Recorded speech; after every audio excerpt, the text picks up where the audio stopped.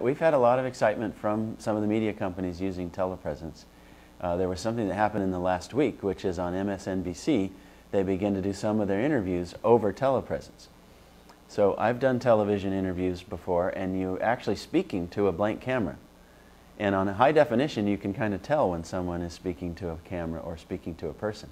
So when you watch this show, I watched, for example, the Rachel Maddow show when they first did it, the first night. And I've seen these guests before, and when they finish answering their questions, they sort of go quiet. When they're on telepresence, they never went quiet. They stayed animated. They, in fact, would engage and interrupt more often because they didn't have the latency that they get in the normal broadcast feeds. And this created a very dynamic interview as if they're sitting right across the table from each other. Hi, Howard. Thanks very much for coming back on the show. Hi, Rachel. What's your understanding of what just happened in Virginia? How big a deal is this for the state? Well, I think it's a big deal. I think the governor and his staff have been working on this for days. They've been in sort of crisis management mode. I talked to most of his top people late today as I tried to piece this together for the show tonight.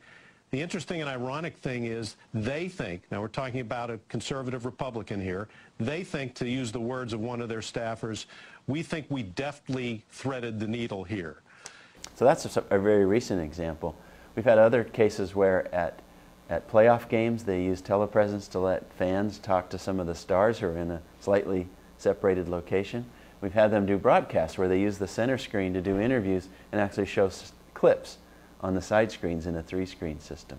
So there's been a lot of innovation around how to use telepresence, mainly to connect people and sometimes bring some content in, but it's mainly about connecting people that might not otherwise be connected, including doing interviews in cities where they might not have studios to do them.